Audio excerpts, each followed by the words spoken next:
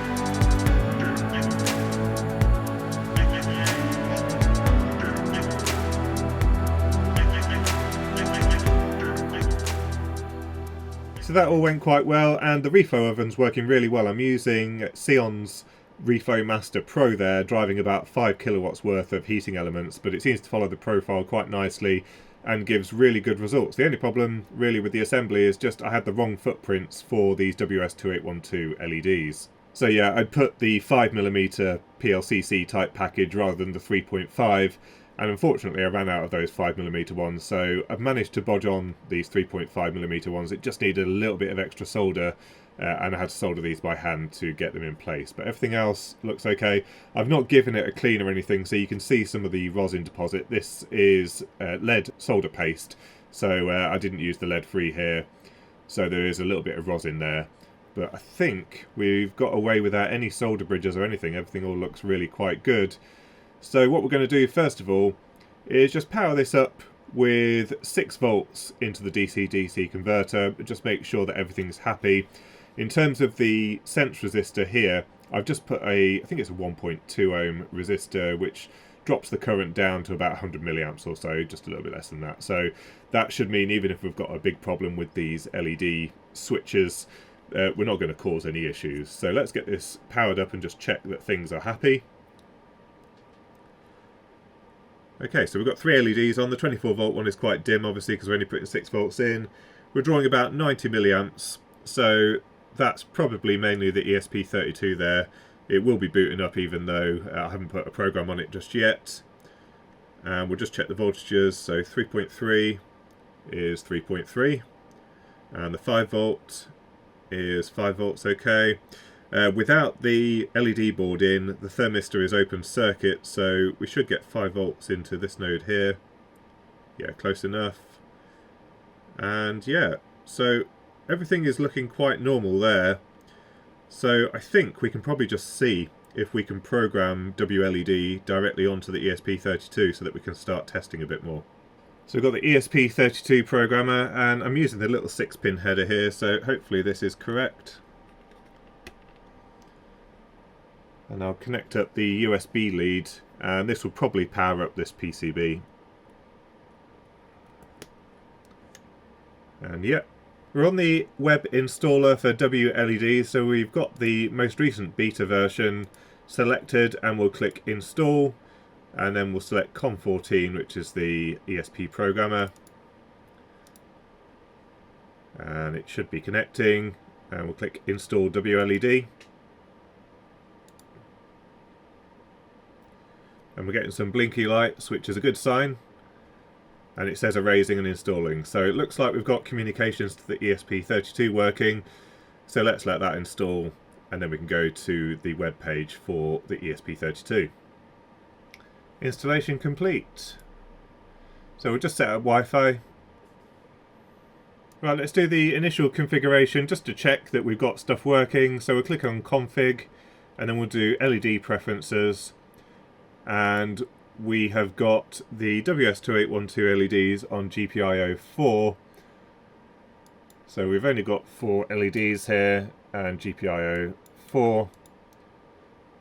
And we can just try that quickly to get started. Click save.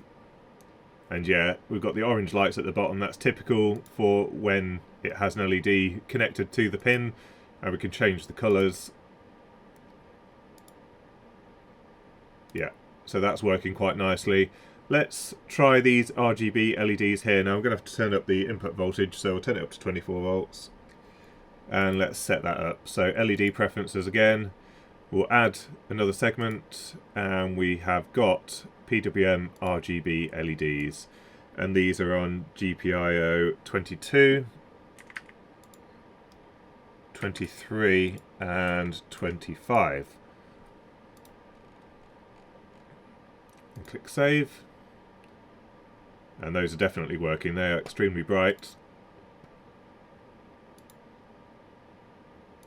Green, blue, red. So those are working quite nicely. So let's go on to the high power LEDs. Now, as I said, I've limited this to 100 milliamps at the moment. Right, so we've got the LED board plugged in now. So let's see if we can add that in. LED preferences again. We'll add another segment, and we've got PWM RGB with adjustable color temperature. Right, so I wrote the GPIO on the PCB here. So red is 18, green is 17, and blue is 16. I'm assuming this is the order. It doesn't actually tell you, so I don't know which one. Does it say on here? Please fill in this field. It doesn't tell you which one's warm white and cool white. So we'll just guess for now. So warm white is 21 and cool white is GPIO 19. Let's see if that works. Auto calculate the white channel from RGB. So let's just do accurate and click save. Oh, and there we go. Look, we've got orange appeared. Is this actually going to work first time? That would be slightly anticlimactic if it works first time. So let's click on red, blue, green, white.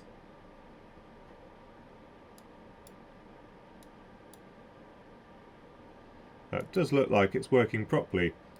Let's just change that setting on here again. I'm not 100% sure what this does. Let's click on brighter.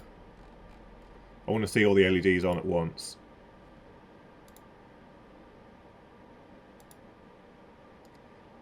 There we go. So it looks like our LED driver and all of this stuff is actually working properly. Can we change the colour temperature? Yep. So my guess was right, but for some reason it's not documented what order they are in. But that seems to work. Yeah, that works exactly as intended. So just as a reminder, we've got our LED constant current driver that's driving this string of LEDs. And there are two inputs to the control pin on here. First of all, at the top here we've got a temperature current control. So there's an NTC connected across this point here, and this will reduce the output voltage here so that when it reaches about 100 degrees C, I think it is, the LEDs shut off. Otherwise, when it's at room temperature, then the voltage is somewhere around 4.2 volts or so according to my spreadsheet. And then we've also got this other bit of circuitry down here, and this is the PWM output from the ESP32 for each of the channels. It feeds through these diodes into this RC network just here, and the idea is that as soon as we get any pulses on any of the pins, then this capacitor charges up and this transistor gets turned off. If all of the LEDs are turned off, then this transistor should turn on, pull this node low, and that will have the effect of shutting down the LED driver. So let's see if that's working. So we've obviously got the LEDs on now, and we should be able to reduce the brightness. Brightness going down. Still getting some pulses. And then the LEDs turned off, and that node went to 0. So that means the LED driver itself has now turned off and gone into shutdown. And if we turn this back on again, it immediately turns on. So that looks like that is working properly. And yeah, we've got a voltage on here that represents the temperature on this thermistor here. And as I warm it up very slightly, the voltage changes. But we're on a big piece of copper, remember, so I'm not going to be able to change the temperature too much. So I think the way that we're going to test this now is to put a shunt resistor here that gives us about 1 amp through the LEDs, see if that all works properly, but also see if the temperature increases and whether it throttles back the current.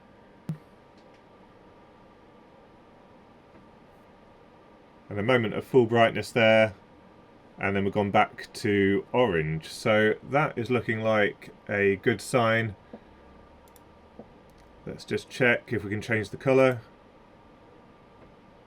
Green, blue, and red, white. And let's turn up the brightness. It's halfway at the moment. And yeah, we're drawing about 600 milliamps from the 24 volt supply. So that does look like it's working properly. We'll just get a thermal camera and make sure that we're not dissipating loads and loads of power in these transistors here. Okay, so let's turn the thermal camera on. And we'll just have a quick look across the PCB. So we've got the little 3.3 volt regulator there. That is at about 40 degrees C. Everything else is pretty much at room temperature at the moment. So let's turn on the LEDs. This is full brightness at 1 amp. And obviously, if you remember that green LED, it's getting a little bit toasty there, about 77, but we've reduced the current a bit. This is just 1 amp. I think we were having trouble at sort of 1.5 amps before. And the LED driver, we've just got the Schottky diode getting warm. That's 30... maybe 42 degrees C, and then the transistors aren't doing much at the moment because we're on full brightness. So let's go to just blue, for example, and then the rest of the transistors apart from the blue should be shunting the current, but as you can see they're not really getting warm. It's about 30 degrees C. You can see we've just got the blue LED on there, but that is looking pretty good. Let's change the colours. There's a bit of red. And again, those MOSFETs stone cold. So everything over there is looking good. Just that Schottky getting warm, and the LED itself. So that is looking pretty good. We've also got some current limiting resistors for the 4 RGB LEDs, and you can see the red one's warm there. And if I change the colour to green, the one at the top heats up, and if I change it to blue, the one at the bottom will heat up there. But overall, we're looking pretty cool actually. Everything's all looking good. That's the 24 volt DC to DC, not any higher than 35 degrees C. That's all looking really quite good. So how warm is this PCB? It's about 36 degrees C. So the thermal throttling at this point won't be doing anything. It doesn't kick on until about 45 degrees C. So we need to try and get this PCB up and see if this is working properly. Alright, so that LED PCB is starting to heat up now. We're getting closer to 60 degrees C or so. That does mean the LEDs themselves are getting a little bit warmer. But if we look at the setup on the bench, I'm probing the output from the temperature control circuit, and the voltage is dropping, which means we're starting to reduce the amount of current going through these LEDs, and then at some point we'll reach some kind of thermal equilibrium where the temperature of the PCB is setting the current through the LEDs such that it doesn't raise anymore. But this seems to be working quite nicely. You can see it's just kind of wobbling around here. If I turn down the brightness, we might see this increasing as the PCB cools back down. So yeah, the LEDs are turning off and we're seeing this control voltage slowly creep up, which means that we're now able to drive more current through the LEDs. And if we do a bit of fan cooling, this should go up quite quickly.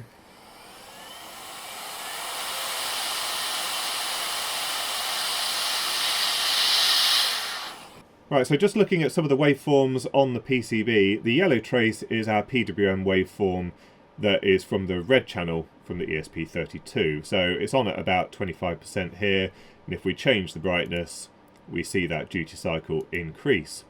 And then we've got three traces here.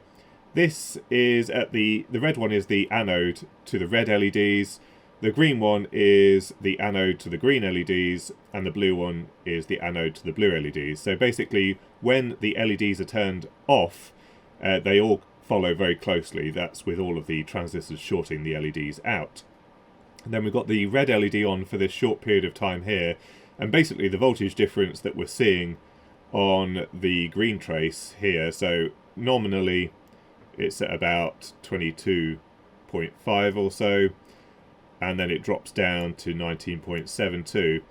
So what we're actually seeing here is the forward voltage drop of the red LEDs being about 2.5 volts. So that all looks normal. If we add in a bit of green, then interestingly, WLED doesn't synchronize the PWM, so we don't get big pulses of current all at the start of the PWM cycle. You can see that the green LED is actually turned on at this point here. So we've got the forward voltage drop of the red LEDs while the red LED is on, then the LED turns back off and the green channel comes on, and we're seeing the slightly bigger voltage drop of the green LEDs here. And if we change the brightness, they start to overlap at this point. So now we've got the forward voltage drop of the red LEDs plus the forward voltage drop of the green LEDs, and that has consequently mean the anode of the blue LEDs has dropped in voltage compared to what it was before. And then as we add in varying amounts of white and other colours, you can see these nodes are all changing voltage with relation to each other. But what stands out in particular is we're not getting very much in the way of overshoot. Now, the probing setup is not good. I've only got one ground lead connected and it loops all the way around the PCB. But we're not getting much in the way of overshoot at all, which suggests that the control loop on the LED driver is working very nicely. Remember, we've got no output capacitance on here, and this is a very simple control loop on that LED driver, but it's responding very quickly to transient changes in the load voltage. So everything's working quite nicely, and everything's responding nice and quickly. So by doing some simulations beforehand in LT-Spice, basically we've ended up with a PCB that works perfectly. The only issue is the footprints for the WS2812 LEDs. Now, what I need to do next is basically see if this is going to be bright enough as it stands. I think we need more brightness from the white LEDs, but the problem is if we increase the current into here, the green LED starts to overheat. So we either need to do some duplication of LEDs, pick some different LEDs with better thermal performance, or I need to investigate the gamma correction in WLED. I didn't see the ability to put my own table in, because what we could do is, for example, double the current through the LED driver and only run the coloured LEDs at 50% or something like that. That would do the right kind of thing, and we get more light output from the white LEDs. But I need to have a look at that functionality and decide whether we need to redesign the LED board.